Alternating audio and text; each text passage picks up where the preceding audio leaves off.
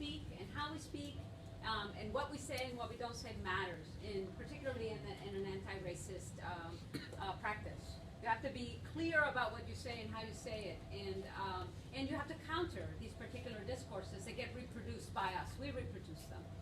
They're constructed by the powerful, and then we sort of make them what Stuart Hall calls the floating signifiers. They kind of float in the air, and then when we have access to them, we just grab them and make a classist.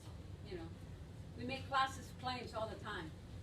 We make racist claims all the time. We make sexist claims all the time because it's available to us as a discourse. Yeah? Okay, so what kinds of things do you come up with? You want to do the? You want to do the one that? The Asian women are submissive. Yeah. Submissive. When you think of submissive, right? People who are submissive, it's always racialized and it's always gendered. So our social lenses are sort of go, bing, there they are, and whether we like it or not. That, like, the black women are aggressive. Yeah. Or the angry black Angry, woman. yeah. Yeah. Right? That somehow, and of course, what's the discourse? What's grounding the discourse? Is eugenics, biology. That somehow aggression is sort of this like natural thing that emerges, right? So that's when you know. You use one tool and another tool, and there it is. You go, when somebody says, women, angry black women, and they go, I don't know why that pisses me off. And you go, all right, it's a discourse. It's an old discourse that's embedded in eugenics or biology. That's why, right? So then you know how to undo it, tease it out. So when somebody says, black women are just angry, then you say, is it just all black women or just a few black women? No, well, some. Oh, okay, just some. So, and where did that come from? What do you think? Where did you get such an idea? Well, I know some. How many do you know? 3. Great. So 3 black women that you know. Right? And so do you think that that's something that they learned how to do, or? Yeah. Okay. So it's not something that they are. They just happen to be. They learned that culturally. Yeah. Okay. Are there other people who are culturally that way? Yeah. Okay. Who would that be? So then you break it up.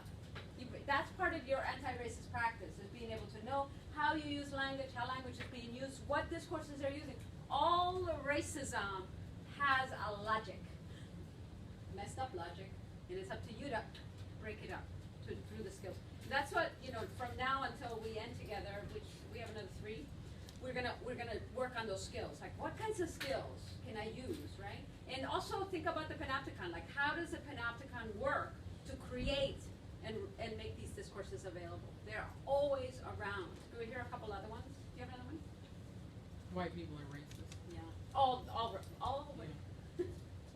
White people in general, right? Yeah. Greedy Jew. Say it again? Greedy Yeah. Jew. You had that one too. The greedy Jew, right? Boy, that's that one's been around a long time, and that's gotten a lot of steam. I still hear it when I go to Europe. I hear it. Still, from like older folks, they say it, and I'm like, what did you say?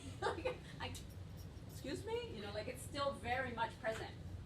Is there another one? Yeah. CPT, which is? Colored people's time. Like relate.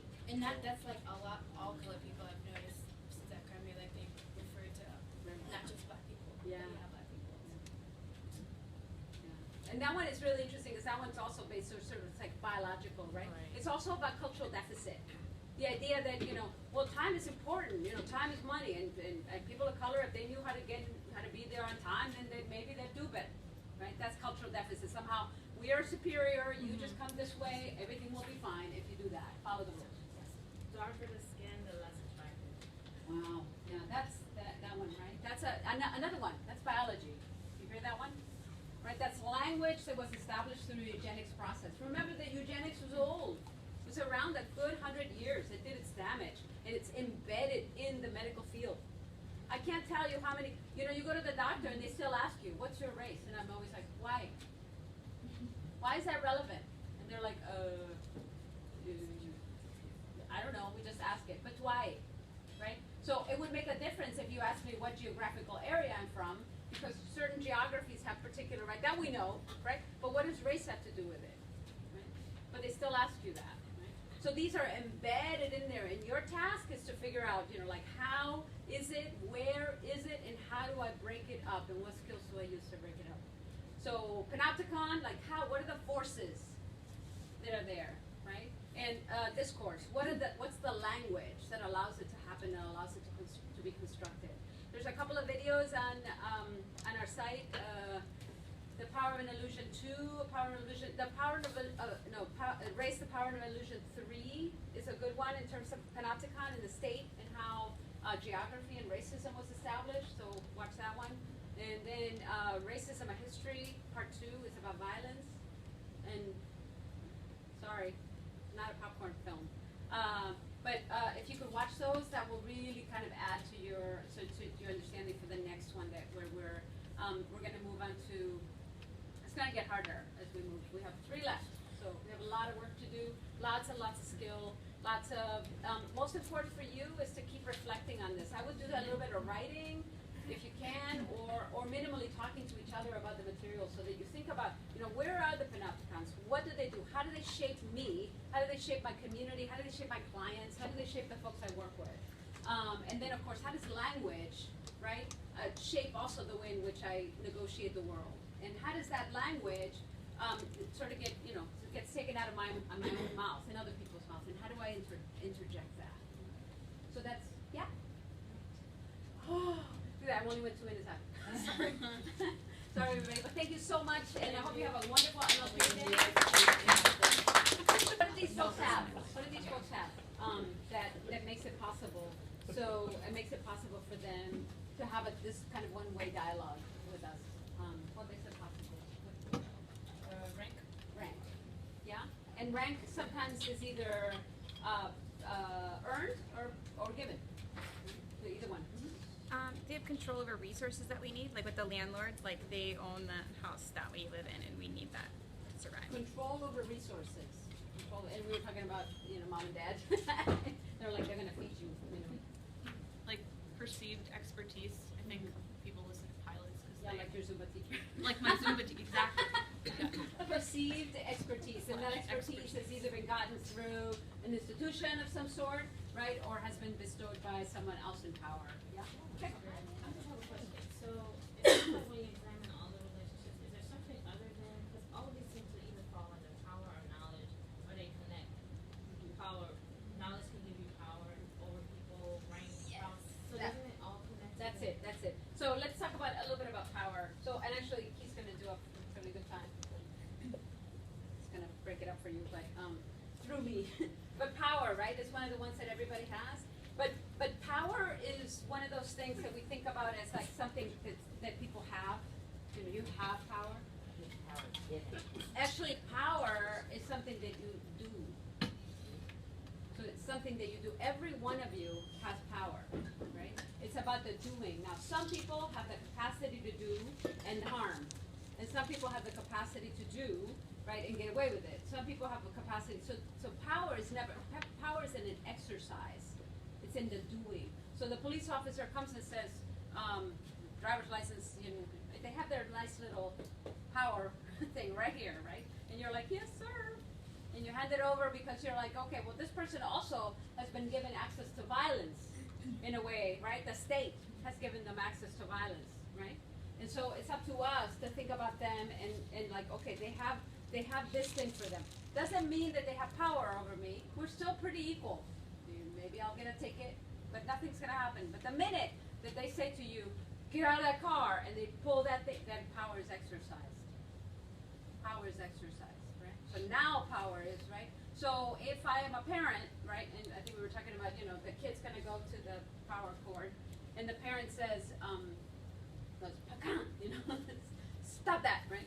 So at that moment, power is exercised. That kid feels that power, goes, ooh, wow. I've got, right? Or that landlord says, eviction notice, right? And you've got nowhere to go. Power is not something that just is, it's exercised. So all of these folks have power. Now, will they use it? How will they use it? Will they use it within the bounds of what's allowed for them, or will they go beyond that? Right? So all of you have that capacity all the time, right? In terms of like, are you driving? Are you making decisions all the time? So power is always present. It's always available. Now, how you use it and how much you've got access to. So if I've got a gun, I've got a hell of a lot of access to power. If I've got a whole bunch of money, I have more access to power. Doesn't mean that I'm gonna necessarily use it, but yeah. So what functional definition are you using for power? Because it seems like most people think of it as a means of control over something. Right, yeah. And so, but, you know, you turn on the light and you turn on the power, right? So power is a really, like, huge, so one of the ways in which most social scientists have used power is the way in which, so the capacity, so here's this there, right? I have power, I have it, so now I've shown power. Even in the sciences, power is only in that. It's not in, like, I have it. How can you tell? Until I do that. Now you see it. Does that make sense? So it's in the doing and in the seeing. Otherwise you can't, it's just kind of like, how do you know? Right? You have to be able to see it. So, yeah. What about the like kind of like intimidation? So even if you have like a non-violent interaction with the police, I'm still terrified. Absolutely. And I feel like that's Because why there's I'm a still pattern, there. right? Yeah. There's a pattern of abuse that we know of that's in the back of our minds. So they've misused power pretty consistently. What's misused power? Abuse. That's what abuse is. Abuse is misuse of power. Yeah. So could we, like, drawing on the science analogy, like, related to kinetic and, like, potential energy? So, for example, like, somebody who has a lot of potential power to exercise would maybe be, like, up higher because they're maybe not moving, but they're gonna move a lot faster and have a lot more strength than somebody who maybe has less access to some means of control. Does that make sense to everybody? So the potential for power is really not, it's not even. It's not evenly distributed. But because you've just mentioned a whole bunch of people who have more access to power, will they exercise them according to what we provided them, like a police officer? Their job is to protect us, right? But they don't often do that, right? Sometimes they don't do that, and sometimes they actually harm us. And there's a pattern of that, so which we've internalized. So when they stop us, you know, we're feeling all of that power, differential, power differential. That's the word that we use in terms of like that distinct, okay? So authority brings power, differential. It can, right? Knowledge can bring power differential, right? Access to the media could provide power differential. What are some of the other ones you had? Institutional. Yeah. Like your race or your gender. Absolutely. Social location can provide you power, right? Your money? Say it again. Money? Oh yeah. Money will definitely provide you, right? Like if you're perceived as attractive. If you have social kind of capital and cultural capital to go out and you know, and you can use that power, right? Yeah, that power differential. If you're just bigger, like just like a child parent, you know, just physically bigger, that's power differential. Does that mean that, you know, somebody who's humongous can't be like it's loving and is wonderful to each? Of course, right? That's not. Power is not necessarily being enacted there. But doesn't it exist anyway? It does, yeah, absolutely. So it The doesn't- potential's always Yeah. available, but it's only in the action that it exists. You need to be able to see it. Otherwise, it's kind of like, where is it? What is it? It's a little bit like a lot of people call, you know, they say society. Have you heard that? Society did it. It's society's fault. And then I say, where's society? Like, you know. Them. Yeah, mostly them people. You know, society isn't a thing, right? It's a process. It's a thing that, you know, that's only seen as you move something, in the push, in the bringing. You know, so I have power over this marker. I could abuse this power by throwing it, you know, Gabe's head. Right? That would be the abuse of power. So, so for all of the relationships that you have available to you, there's that. Yeah. Sorry, I picked on you. You're right there. Okay, so what Foucault did again is that he took that same concept in terms of one-way communication and the capacity for people to just talk at you, like I'm doing right now, right? Capacity to talk at you, right? Because I've been bestowed by all the damn degrees, right? That I can do that. That's my exercise of power, right? And my power over you is you all have to sit down and listen to me for all these time. So Foucault took that idea and placed it, and made it sort of enacted it inside of language, capacity for language and the shaping of language. I love that picture of him, the big kid. So what he did was he said, okay, so during the Holocaust, there was a way in which language becomes really powerful. So when you have language and then you have power over that language, then you create a thing called a discourse. Let me give you an example. What I want you to do is when I say this word, I want you to just let your mind go to what it is that, the image that's going to emerge for you. Ready? Slut. Everybody have one? So, gender that. Did you gender that person? Mm-hmm. Did you race that person? Probably. Did you dress that person and give it a class? That's a discourse. Right? I'm going to give you another one. Terrorist. Did you gender that person? Mm-hmm. Did you race that person? Huh? Did you give that person a religion? Mm-hmm. Did you class that person? So all of these, according to Foucault, which is really, is that we construct these, they construct discourses for us. I mean, the concept of terrorist didn't just emerge, right? All of these sources created it for us. And language then becomes really powerful, right? So that's the reason why racist language has consistently sort of moved and changed, but it still stays just as powerful, just as cunning, right? And so, so according to Foucault, the basic unit is a discourse. That's the kind of the basic unit of language. All language has infused in it power. Because what we know, we can't know something unless somebody teaches it to us. Right? So how do we know about race? Because we were taught race. It didn't just kind of happen. We were taught it. It was given to us. That's the reason why we can use, particular kinds of words, and it invokes all sorts of things. Thug. Ghetto. All of these words that have been imbued with racism. We're like, why? Because they have access to that. Terrorism was not someone, right, who was what we thought of, right? For a long time, remember that most the terrorist acts in the United States have been done by Christian men, white Christian men, right? But yet, that's not who we think of when we think of terrorists, right? So the discourse of race and racism determines what is possible to know. So think about knowing. How do we know something? We know something only because we've been taught it, and it's been constructed for us. It's been constructed. And there's all this language that allows us to know it. Why do we know about racism and what it looks like? Because we have language that tells us what it is. Okay? So, and some of the language that we've learned, the racist language we've learned, are based on those three things, right? It's either biology, right? Or it's cultural deficit, right? Or it's ideological. Those three. Remember those three? That was like 2 months ago. Those three, right? So, so the discourse of psychiatry, for example, determines what is possible to know about madness. So the idea of insane, somebody's insane, that didn't just happen. That was a big industry that built all the language around. Don't we have, how many disorders do we now have? There's like a whole big book about it.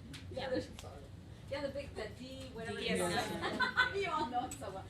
You can let's see, what syndrome do I have? All of those didn't just, they were made. They were constructed by people who have incredible amounts of power. And they're the ones that constructed that language for us. Before that, people weren't mad or crazy or insane. People were just people. They were a little odd. Or possessed. So now there's a new disorder that just came out a little bit ago. I think it's called a grieving disorder, something along those lines. So if somebody is sad more than 3 days after someone very close to them died, they have this disorder.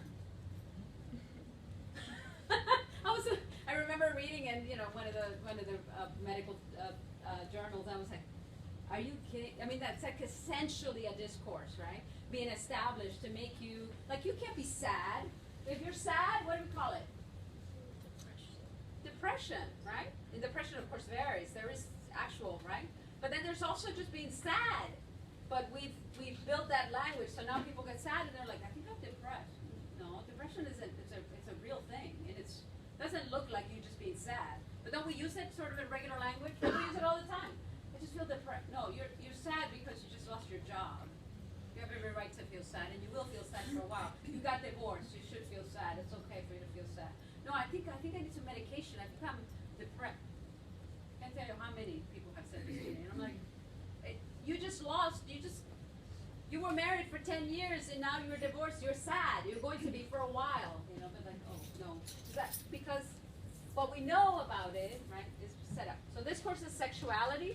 Determines what is possible to know about sexuality, right?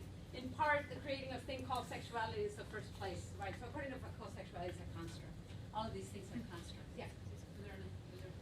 Okay, that was just me. Okay, so now, this course. What we're going to do is something ugly work, just for a little bit. So in your teams, please, race, this course is around race. Discourses around race. Come up with at least 5 of them that you know. That sometimes they're words, sometimes they're sentences. One of my favorite ones, White Men Can't Jump. Is there a film? The idea that biology, right? So these are, or what's the other one? Asian people can't drive. Wow. Like really? That one's so dumb, but we say it all the time. People say it all the time. So these are discourses that hold a hell of a lot of power. Some of them are words like slut. It's misogynistic, right? But we use it all the time. So language. Let's talk about language. So go ahead and get into teams. Ugly word. That makes sense. Go around and see what one has, and you can add to your list. So we'll go at the Like they're in a position of authority. It's like, okay, I'm just don't follow the rules. Pilots and passengers. Pilots, passengers. Everybody good with that one? Yeah. Sound like you. And now, of course, they've got officers up in the front that will stop you from moving, right? And actually, they're trying to pass a law that makes it those officers have guns so that they can actually stop you for reals. So, yeah, that's in white. Great. What about law enforcement? Yeah, absolutely. Law enforcement and Civilians. citizen. Law enforcement and citizen. Great. Like merchants or people that sell like Mm-hmm. So, merchants, yeah, that's a good word. Merchants and patrons, customers, either one. Great. Okay, another one? Military, anyone that's hired. You bet. Sergeant or anyone else and private. Right, so, in the military, yeah. Another? I put thunder and Ooh, yeah, there you go. There you go. Oh, yeah, people feel that in here. Thunder and Angie. Thunder, yeah. I'll do what you want me to. I know, you know, my oldest is a executive director of a not-for-profit, and she's been telling me stories about funders, and ow, like, she has a permanent smile. She comes over, and I'm like, what happened to you? I said, are you okay? She's like, uh-huh. I just met with the funders. Some of you know what we're talking about. All right, another one. So,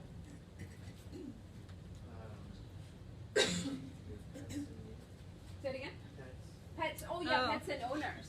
Yeah. I was No, gonna say my dog pastors talks and right now. members. Absolutely, absolutely. Pastors and congregations, right? Or priests and congregation, or you know whatever, right? The clergy. All right, another one. Like higher up management and employees. Yeah. And the higher up, the more. Yeah. I guess. Oh no, you guys did a run back there. Parents. Parents, parent-child. This is the big one. Parent-child.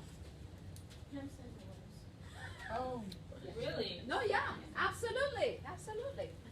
You're like, ooh. I know that. I mean, it's true though. It's a big one. Yeah, another one. We put landlords and tenants. Yeah, landlords, tenant. media. Media and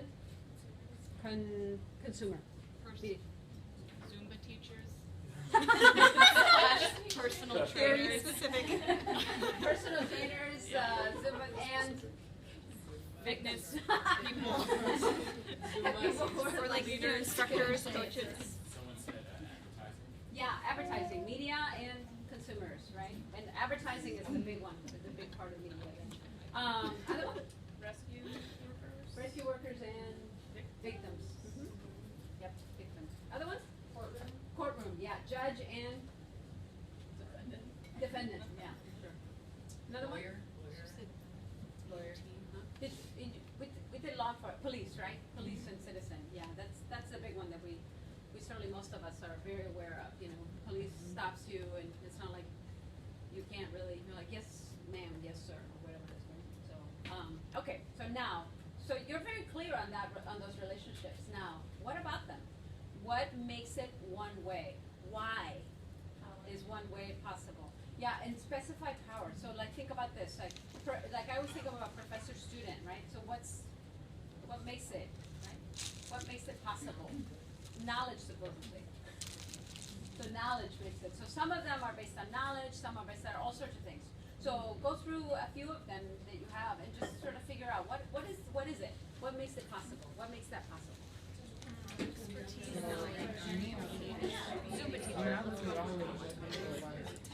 Collective experience, your expertise, like safe, I would say safe freedom, like pilot or passenger. Yes, if I don't follow instructions, like a brake or no, yeah, or like a personal trainer, yeah, it's like just your freedom and your life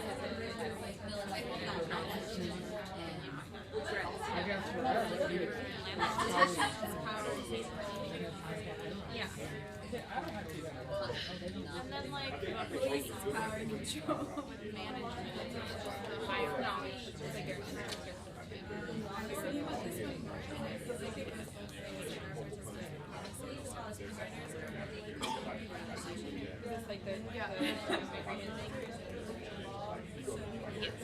That'd be like they have a service that you want, like you want to use Facebook, so you're just like, okay, I'll create this service.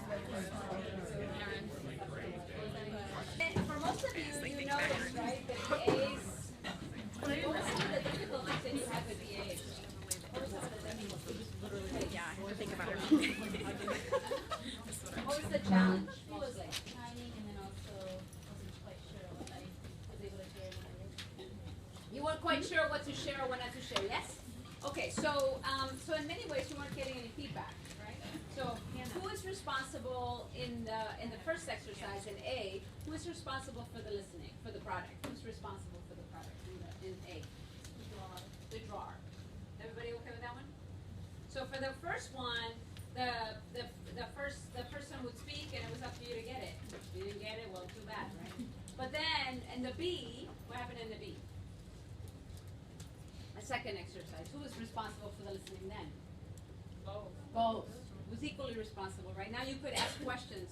A lot of what I saw was that a lot of you were like, you know, sort of like, oops, that's right, I hadn't said that, or I forgot that, or yeah, right. So there's a bunch of assumptions that are being made in the first exercise that cannot be made in the second one. What kinds of assumptions can you make in the first exercise versus the second one? Idea of length. Idea of my own length, like I describe in a length, and what's my perception of 2 inches versus their? Exactly. Does that make sense to everybody? So perception, you're having to trust the person who's speaking and their perception of what they're thinking. You know, when somebody says the length is, and you're like, you know, one of the classic ones that I've heard, particularly when I teach at Central, is things like this. It's 3 centimeters, and the person's like, and then the second question, I don't know what centimeters are, I use inches. Oh, right. Right. So there's assumptions about knowledge base, right? Okay, so knowledge base, then we have the same kinds of definitions of words. What else? What other assumptions do we make? What kind of assumptions did you make? I watched you, you're like, la la la. We're good. I figure we were good. Why did you figure that? How did you figure that? Simple structure, basic. I thought it was my end. Of course, right? You had it right in front of you. Right? Then the people who had it in front of you were like, what is so hard? I mean, it's a square and an oval and a come on. Right? Because you could see it. The other person, of course, was just receiving your information, right? And so, and you were absolutely dependent on their language. Absolutely, 100%. And so a lot of you took about 30 seconds. So a lot faster, isn't it? So the first exercise was a lot faster, less accurate. Yeah? Second exercise, a lot slower. It took you almost 4 minutes. And I stopped you, you were still going. Right? Took you about 4 minutes, so it's a lot slower, but more accurate. Yeah?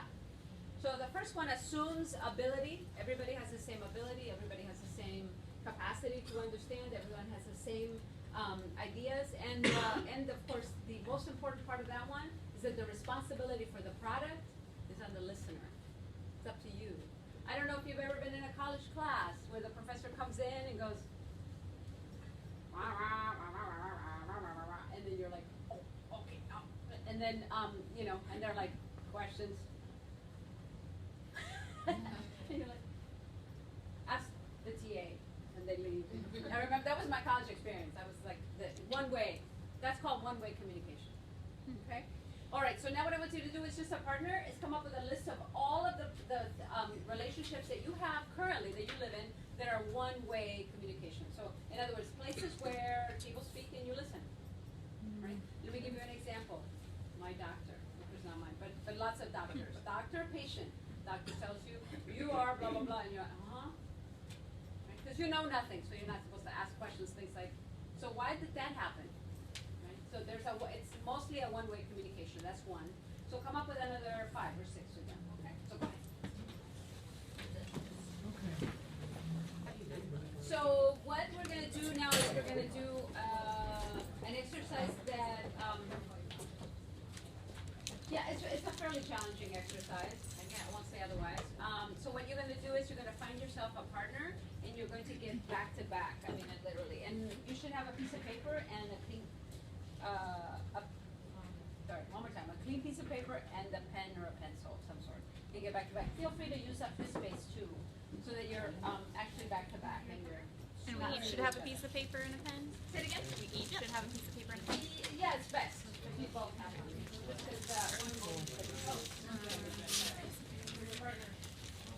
Who wants to be my partner? You're my partner. You'll be that. You have the pen.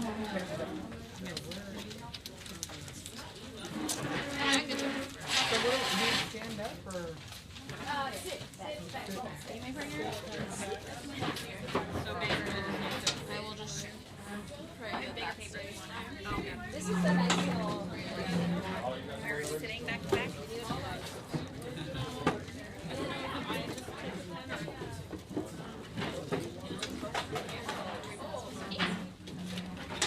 So there's one up here, if anybody isn't can do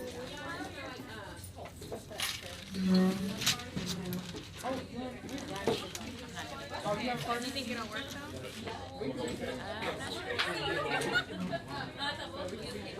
Everybody okay? Do we? Where the chair right here? You can share it. Did you want to just go the long ways? So that your feet won't be better. So now you're going to decide which one of you is going to be the speaker and which one of you forward. It's always right. I'll use context and then I'll use the panopticon. I'll say, is that a panopticon? So you want to think about it as a tool in your tool bag in terms of like understanding, like why is this happening?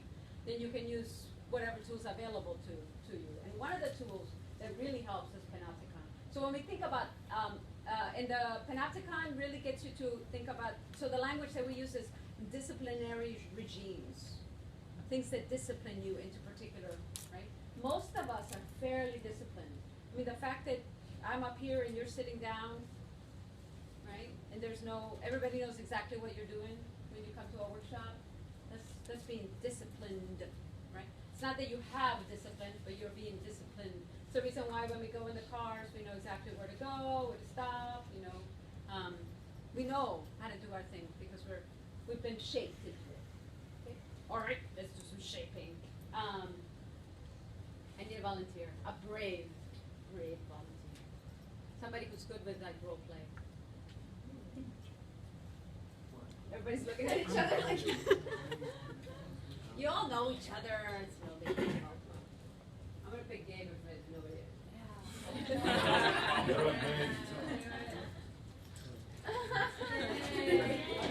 So actually, I'm gonna kick you off for a minute. So if you go outside. He's like, thanks, guys. It was me, really. I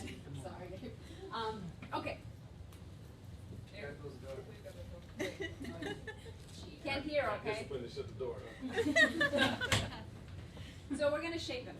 So what do we want to shape him? It's just how it's gonna work. We are going to provide, actually, I'm gonna provide some positive reinforcement, and we're gonna get him to do something, whatever that is. So let me give you some examples. We could get him to do the Macarena. Oh, yeah. That's a great one. That was wicked. I like that. You can get him to dance ballet. You can get him to like quack like a duck, or whatever you want. What do you want?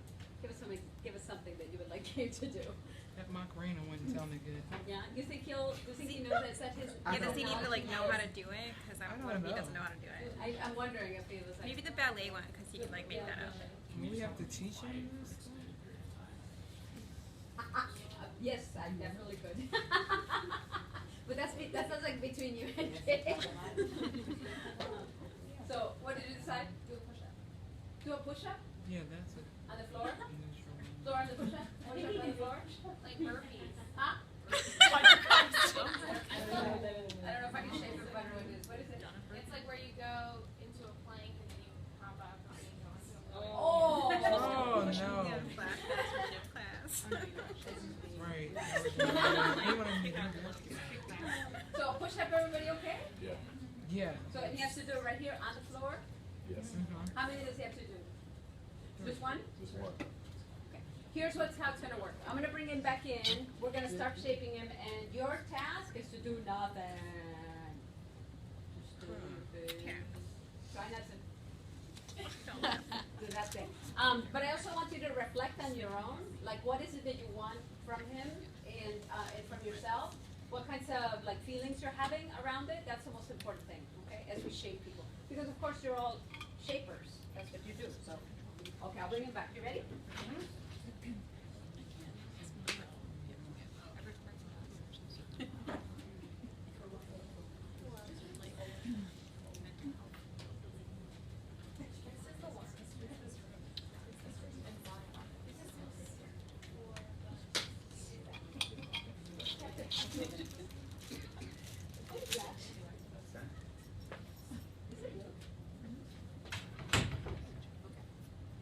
Do I go? What? You can stand right here. And Oh, okay.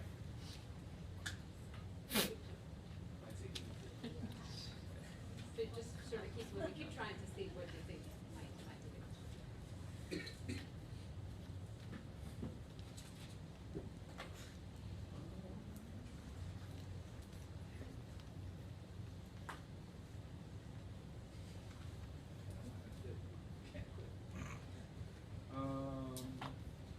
Using your body, just try out certain things. And see. Okay. Yeah. No? Okay.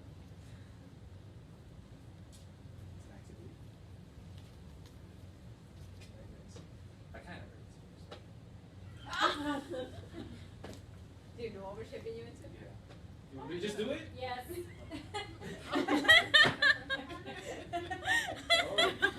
Not just Just one. Okay. Get out. Are you shaping me? Okay. Yeah, we're shaping you. Get out. I'll Go go- somewhere I'll go else. farther. Go somewhere else. I'm gonna question your ethic, Ernest. Oh, he did. Okay. Now, you really want me to do that? Pretended that he Really didn't know. want me to do that? I think the ballet thing might be. Have you heard that? Mute quietly thing or something. So you want him to do that thing? Yeah, he heard that. It's like, He can't. What? if he heard us say that. Oh, I like that. Yeah, let's do that.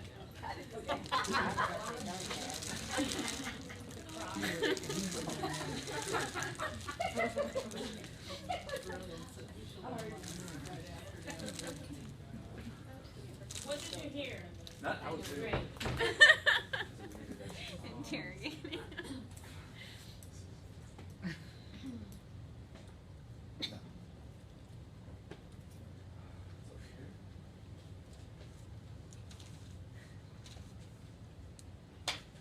Am I dancing?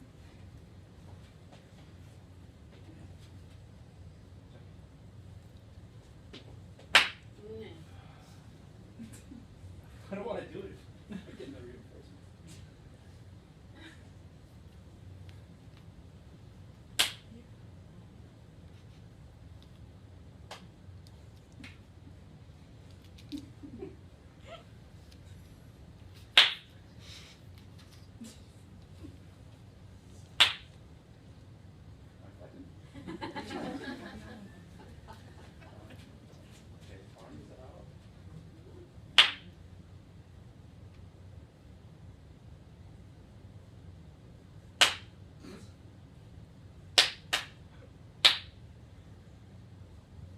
do you find the problem?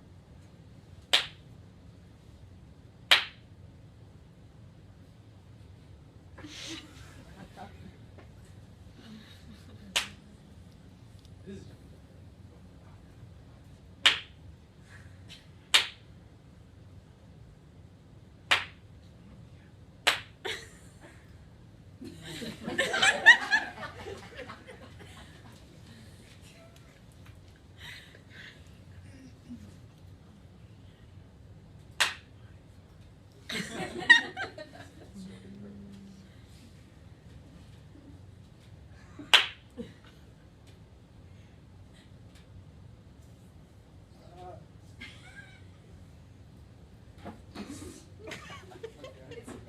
Should we give him one hint? It's a number of moves, not just one move, but a number. So you got claps when you did this, right? Yeah. Okay, good.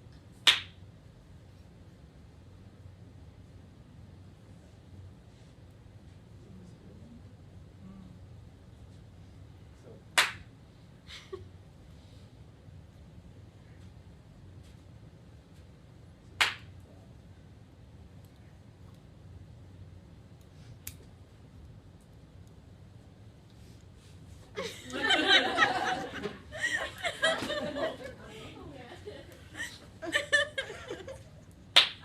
Oh. Try different things with your arm and see what happens.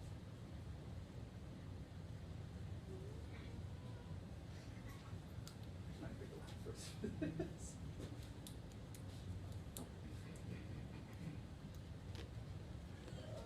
So close. So rock. Oh. Oh.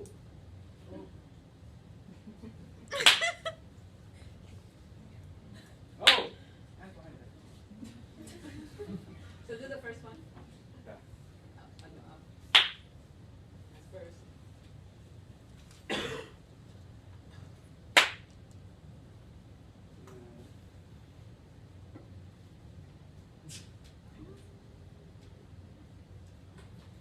Okay.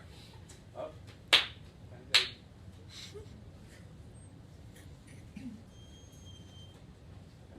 Up. This. Now.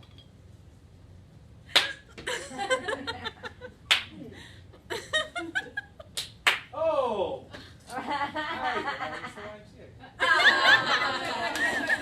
Why? Oh, M, C.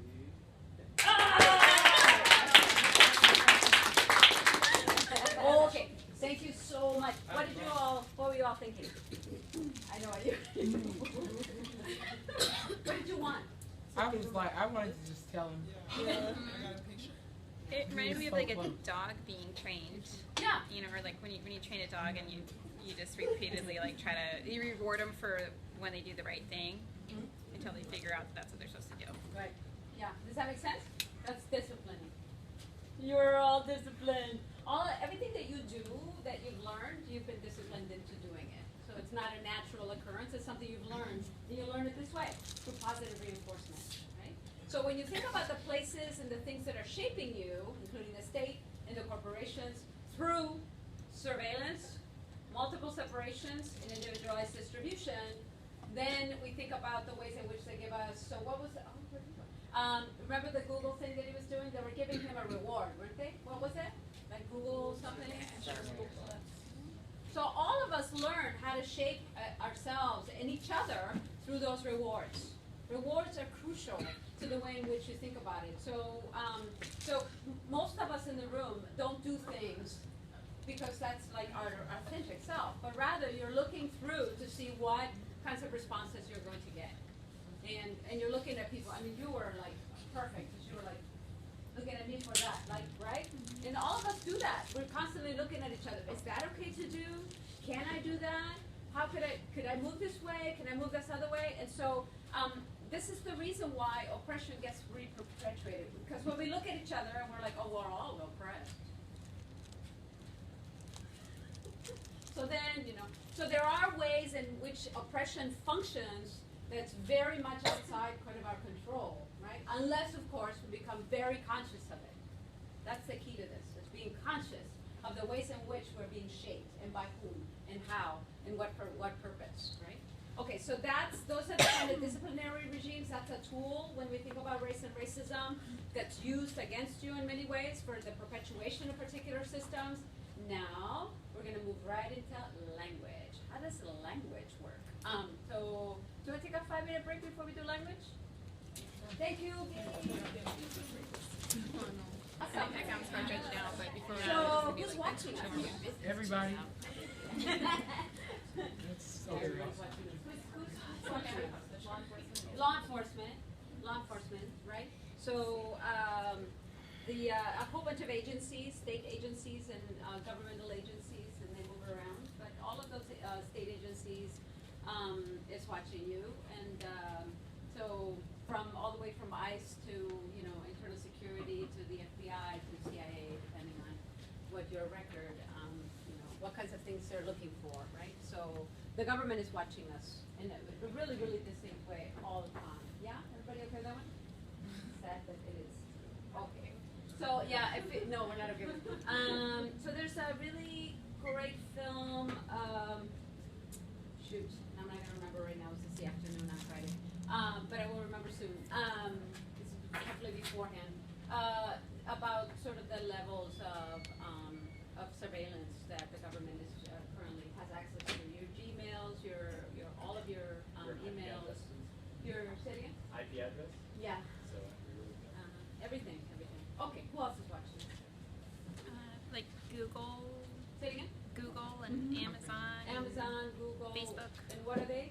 Companies and corporations. Corporations. So the corporations are watching every step you take. The corporations are watching everything you're shopping, everything you're consuming, where you're going, how much money you have in the bank, what kinds of loans you've taken out, even down to like how where you shop. So if you shop here, you're more likely to shop there. You're more likely to. It's the reason why they can target you so distinctly, right? So corporations are watching you. The government's watching you. Who else is watching? hackers. Hmm? Hackers hacking groups. Oh, Sure. Yeah. Russia. Yeah, absolutely. Right? No, I mean, Right. that wasn't. They are watching. It wasn't They're something watching. that came up before, but now I'd have to bring it up. Like other nations are watching. Yeah, Russian Certainly, spies. right? Not us specifically, but they're certainly That's watching real. many of us. Right? So other nations that are, folks who want to do all sorts of weird things with your identity and things, right? So there's those, right? So, and then one more. Who else is watching? So if somebody takes a picture of you, who's that for? Huh? Individuals. We watch each other.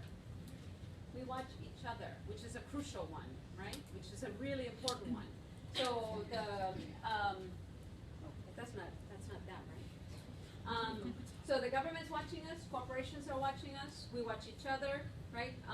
Criminal minds are watching us. That one doesn't work as well. They don't have access like the government in the state does. And then other nations are watching us. Okay. Now, what do they want from us? So go ahead and just discuss like what is it each one? When we watch each other, what is it that we want? When the corporations are watching us, what do they want? When the government is watching us, what do they want? And the other two are obviously persons. So go ahead.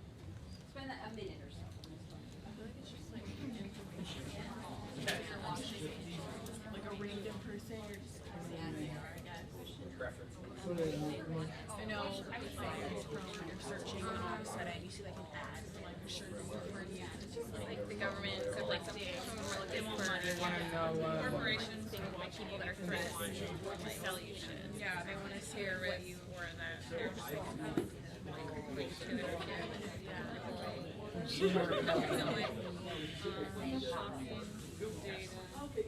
And then also your information on what you're like consuming. I'm freaking selling stuff to you. Like I don't necessarily have much in selling your information to other places. But I know, like, want to sell you stuff. depending on how bored I am and like how I'm in the time, it's like I can look at the clock and I'll be like 3:30 and it's like Make money because I'm busy. I take the pros, I guess, like law enforcement And or when I'm driving, like for really driving me that you're crazy. I watch people. dealing A lot of drugs. times, I'm like looking for something. Like today, I watched Mom play with her baby because it made me happy, and I wanted to watch that. Like I kind of like there's other stuff that I don't watch that I really watch, but I don't really want to, like stuff that makes me sad. But I kind of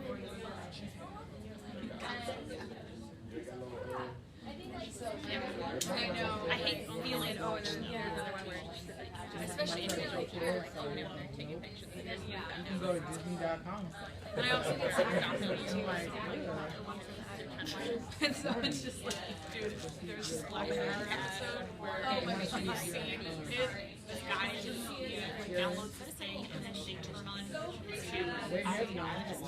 Anytime you Taking click them out on of it, like, blackmail with it. I literally, after I watched that, I just like, shut up. no, maybe she was on, no, it was one she was driving down the street. Okay, so, if anybody knows how to turn, I don't want to touch it. So what is it that they want? What is the government? I mean, no, let's start with corporations. That's an easier one. What do corporations want? To sell you stuff. They want to be able to target you so that you consume more, right? Yeah. So, can you tell us that story that you just told? Is that okay? Oh yeah. So I downloaded an app to get more Google cash, just to like buy new apps and stuff like that. And it's a Google survey. And so every once in a while, it'll give me a survey that says like, oh, you've been to one of these 5 places, right? And basically what it's doing is it's fine-tuning its tracking data to my phone and seeing like which one I actually did visit or if I visited any of them, and like fine-tuning it. So, so the corporations are primarily interested in making profit. That's their goal. They don't have another one. We ask for corporations a lot of times to have ethics and morality, and of course that's not that's not what they do. Their primary momentum is profit, and they're going to do it by any means necessary. And this is a great way, like the kinds of ways in which that they can surveillance you in order to do it. Their primary target is they want to make you as insecure and as fearful as possible because those folks consume the most. And so then comes the other one. What does the government want? They want control over what? What is it that they want us to do?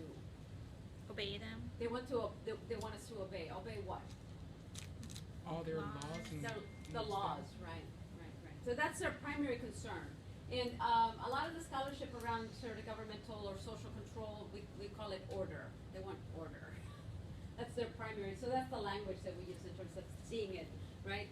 We want them to have. We want the populace to follow the laws that have been set up by, well, hopefully by us. But so they're primarily trying to create order by any means necessary, also, right? So you've got order and you've got profit on two different sides. How about us? What do we want from each other?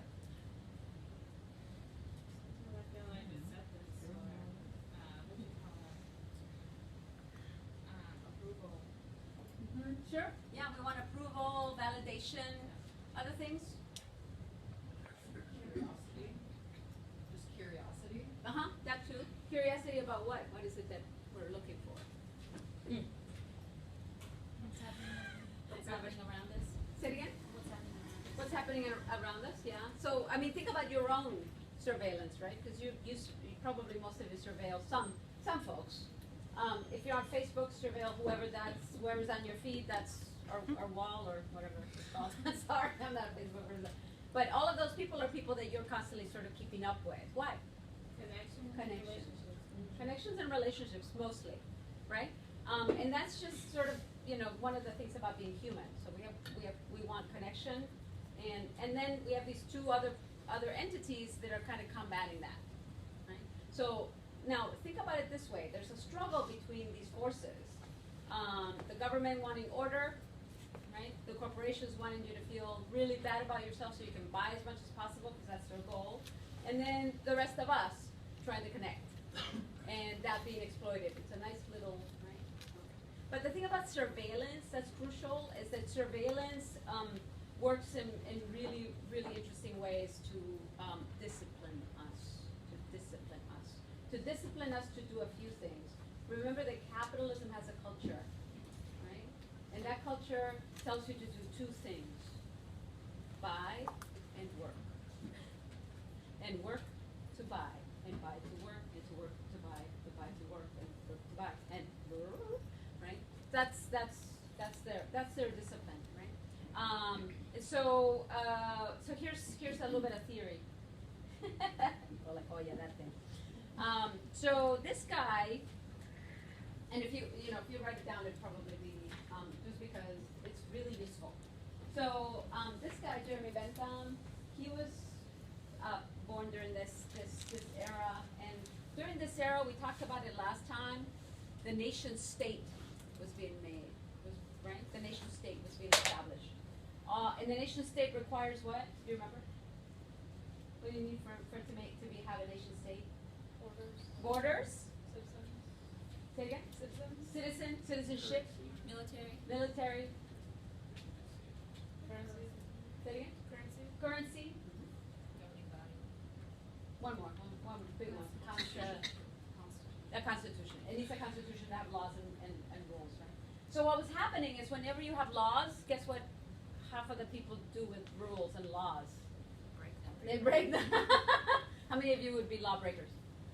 I break laws every day, all the time.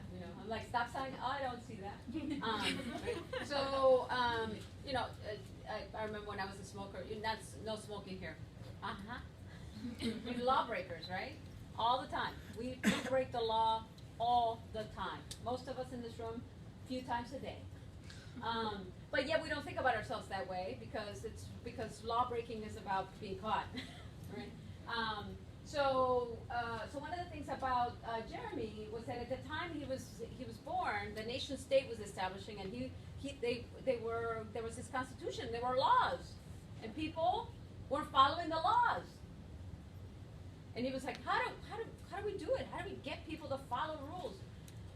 People are not, we are not, quote unquote, naturally, and I almost never use that, but it's not part of our kind of momentum as human beings to follow rules. We are trained to follow rules. Rules are not sort of part of us. Like we're born and we're like, okay, rules, there, I got it, okay, I'm good.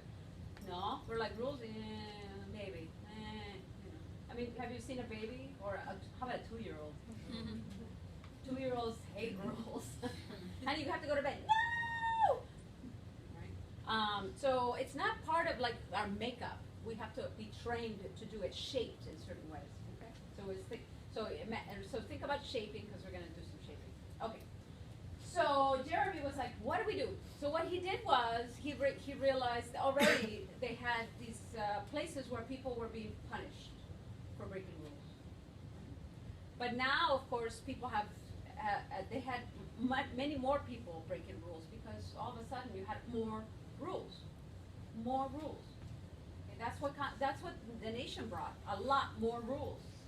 And so, because in the old days, you live out in the country and, nobody was around to watch whether you broke rules or not. I mean, it was just, but now there's people who are watching you break rules, and you're breaking a rule, you need to pay for that rule. And so prisons became a thing. All of a sudden they were like, we're going to have to house people who are breaking rules. We're going to have to house them somewhere. We're going to have to put them away. And so Jeremy, he was a social scientist. He was like, I have the perfect prison. And he established a prison called the Panopticon. Pan-opticon. I watch you from all over. And the Panopticon looked like this. It was a round building, like that. And so I'm gonna write over it if that's okay. Oh no, that's not. I'm gonna do a permanent marker. So I know there's one. Yes. So it looked like this, right? A round prison.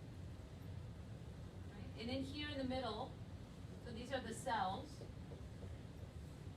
Like that. This is the watchtower.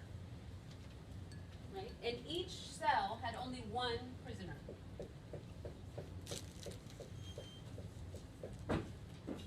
Like that. So here's what happened. They realized that if this was in the dark, right, and all the prisoners were backlit behind, that allowed for a few things. one. The person inside the watchtower could watch everyone easily. You didn't need a lot of watching, you just couldn't watch, one person would watch everybody. And because it was dark, the prisoners were never sure whether they were being watched or not. And because they were all alone, they were never allowed to sort of speak to each other. You think we're being watched? What do you think? Right? They were on their own cell. All they could see was the dark watchtower. Maybe someone's there. And maybe one of the prisoner over there and over here. Right? You imagine yourself in a circle? That one, that one. And what you, of course, you were alone. You were like, wait, I need to follow rules. You need to follow rules too. Right? They're not following the rules. They're not following the rules because then I've got, right? That's all I've got. So now, of course, people are being watched all the time. And of course, what happened was people started following the rules really easily. Because they had no other way to, they were constantly being surveillanced and controlled, tremendous control. And of course, they were alone. Crucial. So after a while, though, what happened to those prisoners, do you think? I think what happens with the tremendous isolation and you go crazy, which is what happened.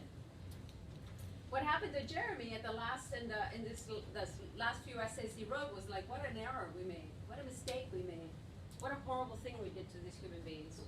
So these human beings started cutting themselves, started throwing feces around, started, starving themselves, started all these things because they could not stand being isolated like that.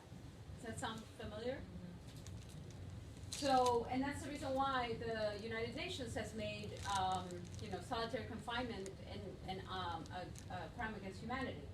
Do we do it? Yeah. So, and that's old. I mean, Jeremy found that out in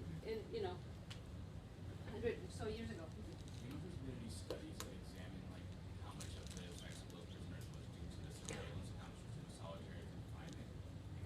Because some of the things happen when people are left in solitary with or without surveillance, unbeknownst to them for a period of time as well. So like where the ball lies. Right.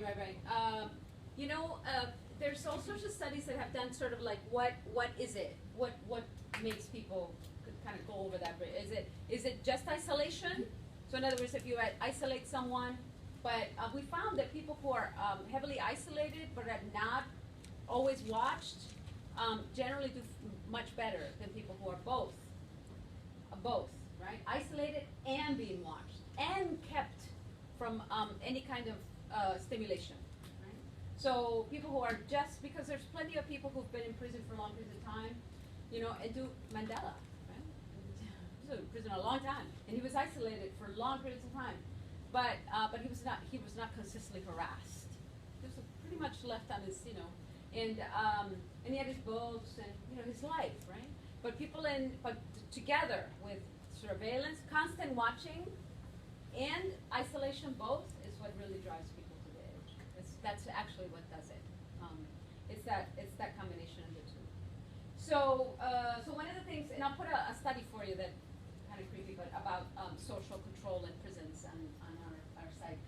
So this guy, his name is Michel Foucault. Have you heard of Foucault? Yep. So he did, for a lot of you who did your MSW, you probably heard about him. He's done a lot of he's a social scientist and has done a lot of work. The bald guy took the idea of the panopticon and applied it to the postmodern era. He was like, and the reason he did it was because they were just coming out of the Holocaust. There's a whole bunch of them, postmodern theorists. They were coming out of the Holocaust and they were like, how did this happen? I mean, how did the Holocaust happen? Like, how did we convince? How did the Nazis convince people to put other people in ovens? How did they do that? How did that happen? How did people give up their own ethics and their own morality so easily, right? Or seemingly easily, right?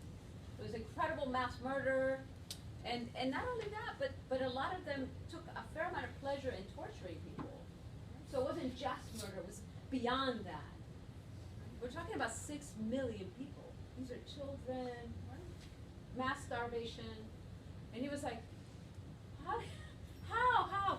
And so they spent a hell of a lot of time thinking about it. And what Foucault did, was he took the idea of the panopticon and he brought it forward. We said, okay, if we use the panopticon as the way in which, right, how do people get these ideas in their heads, that this is okay, right? That this is okay. That's something that we would imagine, because most of you in this room would never, I imagine, I'm positive, that none of you would be like, put people, yeah, why not? Let's put people in ovens. Let's starve them to death. That's okay. Right? Most of us would be like, no, under no circumstances would I make that decision. But yet, the Germans, the Austrians, right? Many French, the English, they all made that decision, right? The Swedes, the Nords, they were like, yeah, we'll hand you over the Jews and the Roma. They knew they were going to the chambers. They knew that. They passed them by the hundreds of thousands at times, put them in trains and sent them off. So it wasn't just the Germans, right? And these are quote unquote advanced civilizations. Barbaric behavior. How did it happen? According to Foucault, it happened like this. So rather than massive binary divisions between one set of people and another, it called for multiple separations. So you know how we do it? One is we separate you by any means necessary, by race, by class, by gender, by age, by religion, by the way you dress, by by what you weigh, by what school you went to, by. There's some big, giant systemic ones, and then there's the smaller ones. All of those are, divide and conquer. You've heard that one? Yeah. Divide. Gotta separate. You gotta keep you separate. So that we look at each other and we're like, yeah, you and I, nothing alike, nothing in common. We won't, right? Because you are whatever and I am whatever. We'll be each other, right? So multiple separations. And of course, individualizing distribution. That's the second one. What does that mean? How many of you grew up going to the laundromat? Anybody grew up to? A lot of us. I loved going to the laundromat when I went to college. I went to college in Chicago, and we had a laundromat down the street. They had a bar next to it. So we would talk to each other, be like, when are you doing laundry? Thursday? All right. So Thursday night, we would go out, do our laundry, put our laundry in, go next door, have a blast, come back and go, put it in the dryer. Right? And then we would wobble home, and it was awesome.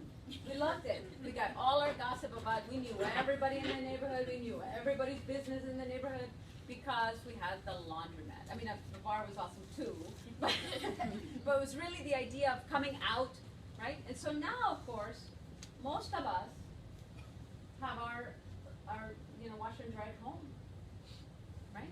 So we do everything. We have our own coffee maker. We have our own refrigerator. We have our own. We don't share anything. So distributing, right? It's the most important thing is to have everyone have their own. So it's my computer, your. Right? So somebody's house. You go to somebody's house. Everybody has their own device. I went to a friend's house the other day and I walked in, and they had 3 kids, and there's like an auntie there or something. There were a bunch of people there. Every single one was on their device. I was like, wow. Not only the idea that everybody's on the device in a moment when it's like a family time, right? But also the fact that they all had their own. Even the 7-year-old. That is the next one, which is individualized distribution. Distributing goods so that everybody gets, right? And then the other one, of course, is deep surveillance, which you all described. So what happens when you have deep surveillance, right? Multiple distributions in multiple separations. According to Foucault, what you get is a very docile populace who's willing to do things that they wouldn't otherwise be willing to do. Vote for someone who is obviously not. Can I say it? Yes. Yes. Can I say it? Yeah. Somebody who grabs, right? This is somebody, I don't want to say that word, I'm sorry. No, that word's great. I'll say it outside. Right. but just you know, we have somebody who's a racist, who's a homophobe, who's misogynistic, and we voted him for president. How did this happen? According to Foucault, these three things have made it for us. You know, and you see it. Somebody, one of my students told me this joke. This student goes by it. It's very,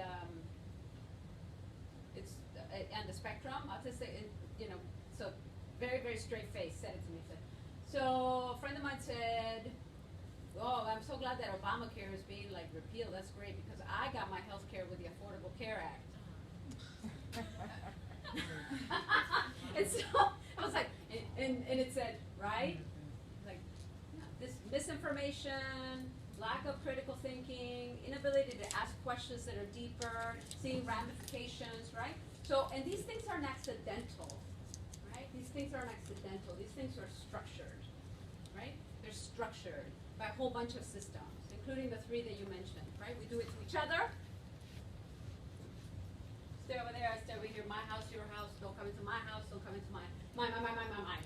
And then, of course, we do it with, you have your thing, you have your thing, you have your thing, right? And then, of course, the other one is that we watch each other, so surveillance. All three of those things is what creates a really, really, according to Foucault. So, so he said, oh my God, that's small. Sorry. There we go. A real subjugation is born mechanically from the, Fictitious relation. yeah. Maybe you can read it better than me. Go for it. So it is not necessary to use force to constrain the convict to good behavior, the madman to calm, the workman to work, the schoolboy to application, the patient to the observation of the regulations. Bentham was surprised that Optic institutions could be so light. There were no more bars, no more chains, no more heavy locks. All that was needed was that the separation should be clear and the openings were arranged. The heaviness of the old houses of security with their fortress-like architecture could be replaced by the simple economic geometry of a house of certainty. The efficiency of power, its constraining force have, in a sense, passed over to the other side, to the side of its surface of application. He who is subjected to a field of visibility and who knows it assumes responsibility for the constraints of power. He makes them play spontaneously upon himself. He inscribes in himself the power relation in which he simultaneously plays both sides. He becomes the principle of his own subjection. By this very fact, the external power may throw off its physical weight, it tends to the non-corporeal, and more it approaches this limit, the more constant, profound, and permanent are its effects. It is a perpetual victory that avoids any physical confrontation and which is always decided in advance. Is there something about your I can't believe you can see that. I have a bad one. I'm like right here. You know, like 40, 20 minutes. That's some big words, but you probably all of you made, right? So one of the best parts of that quote that I always grab is the house of certainty. House of certainty. We get very comfortable with how it is, and we kind of go, you know, people say racism. It just kind of is. It's always been this way. Always, right? Hold up, right? So no sense of history, right? It's always been this way. There'll always be poor. There's always been poor. So it is, right? So that it becomes certainty. You're certain of it, right? And then of course you're very afraid of giving up that certainty. So that fear of giving up that certainty creates the kind of reproductions of it. So why hasn't racism been eradicated? Because it's the house of certainty. Right? We would have to change a hell of a lot of stuff for it to go away. And that would require uncertainty. And that, you know, that's very difficult for us. Particularly after World War II, when the system became more and more tighter and tighter. And as we started, you know, you are being watched consistently. You feel you know you're watched. Privacy is gone. It's gone. In spite of the fact that it's in the, you know, Declaration of Human Rights as a right. We don't have it. We're not private beings, but we have the most sense of isolation than ever, really, in the history of humanity, as far as we know. We've never felt this alone. We feel alone, like, you know, and that's not like a natural feeling. It's a produced feeling, produced. And when you were talking about the, you know, you're doing that survey, he calls that, you know, you're creating your own subjugation. We do it all the time to each other, right? We construct our own. So we live in panopticons, according to Foucault, and many social scientists that are looking at why do things perpetuate. And the panopticon is both of your own making and one that, but the great thing about it is that, you know, when you think of panopticons as sort of systems that discipline you into, you know, following rules, whether you be, you know, the fact that we all get up to go to work every day, that's not a natural occurrence, right? But we do, right? Don't we? Get up in the morning, gotta go to work, you know, gotta make some money for what? I don't know, stuff. Why do I have to buy more stuff? Because I have to buy more stuff. Why? I don't know. Because I have to buy more stuff. Why do I, you know, it's like, it's an ongoing, unexamined thing. And that's the house of certainty, lack of examination. So why are we where we are? According to Foucault, because there's been these systems that have been established, and we've allowed them to come pretty consistently into our lives. So what do we do now? I don't know. So that's the panopticon. Everybody okay with, or not okay, but everybody get the panopticon? Is the panopticon useful? So where are you watched? Everywhere. Basically. But give us an example of one. Buses. The buses. A lot of the buses now have like little cameras. Internet? The internet. Anytime you're on the internet, particularly certain kinds of, so if you're logged onto Google, Chrome, and if you're logged into any of those, and in other words, if your email is up, they're surveillance, there's traps, and they know exactly where you're going and when you're going. Unless you do some major privacy stuff, which is difficult. Your phone. Your phone. So anytime you have your phone on, particularly if you put that button on that says, you know, track me. Right. All just signing up. Yeah, just like, yeah, and so, you know, and there's a way in which, you know, like if you're getting somewhere and you want to know where am I, you press that little button. As soon as you press that little button, a whole bunch of people know where you are. Okay. All right, another one. We had an interesting one. We were talking about like how other people will like snap a photo and maybe you'll be in it, maybe they're trying to snap you on purpose. Yeah. And then you're either tagged or not tagged according to, right? So a lot, you're inside other people's phones, you know, pretty consistently, with or without your permission or consent. Another one? Most of the ones we had were said, but one of the ones we did was this specific place. So I know 2030 Union there. Is there's cameras on 23rd and Union? Yeah, there's a few of them. Okay, other places? Other places? Banks. Anytime you use your credit card? Anytime you use your credit card. You use your credit card that has a little chip in it that gives them all sorts of information about what you bought. Okay. Another one? Airports is both visual and auditory, so they're also listening to you. So you know, here you are in the checkout, you know, in the security line, and you're like, girl, don't worry about, don't tell them anything about that bomb you got. And all of a sudden you're like, excuse me, do you mind? Why was I chosen? That's because they heard you. And also if you're in your car in the border, right? You're getting close to the border. You know, people say all sorts of things. They get close to the border, and then they stop you, and you're like, why did they stop me? Because you said something, right? So they have all these algorithms that check your voice. So voice. Anything else? Other places? Well, like, can't they just tap into your phone and like turn the microphone on or the camera on? Absolutely. Yeah. So if you have one of the notorious ones is Xbox, the Xbox ones. Those have ongoing camera. The camera's always on. And of course your laptop, right? If it's blue right here, your camera's on. Also with those, like, is it like the Amazon Echo or like any of those kind of like robot type things or like Siri, things like that? I was just reading an article the other day that said those things are always on, they're always listening. Always on. And it was something like where the police were investigating like a murder case and they were trying to get access to like everything that was recorded that day of the murder. Yeah, it was. Put her on pause. Yeah. Put her on pause. I put her on pause. Yeah, they were trying to get the Amazon Tower or something. Yeah, I think it was maybe the Alexa thing. Yeah. That's a nice name for it. I really like that name. So pretty much everywhere at all times. right? So there you are on Facebook, on just you and your machine, and then all of a sudden, you know, all sorts of things pop up on the side. You buy a pair of shoes, and all of a sudden, they're like all these, and you're like, how do they know? It's just like Santa. I just kind of know. So you're being watched pretty consistently all the time, and we've gotten very used to it. Okay, next question. Now look through your list. Who is watching you? Who is watching you? Go ahead.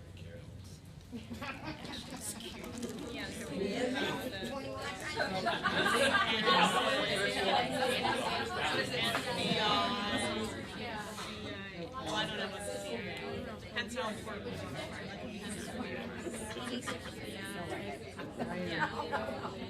Security just like off the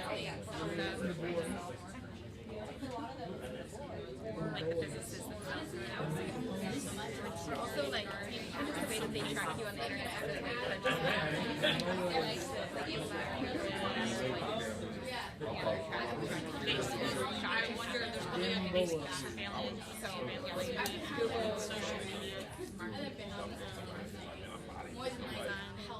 Yeah, you done it. I don't know what the heck it means. It's like any like super cool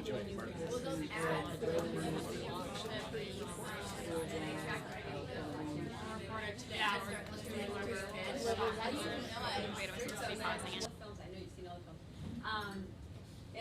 And read some of the articles, you know that there's a way in which things, you know, haven't functioned for a long time, and there's been ways in which systems of oppression have been pretty strong for long periods of time.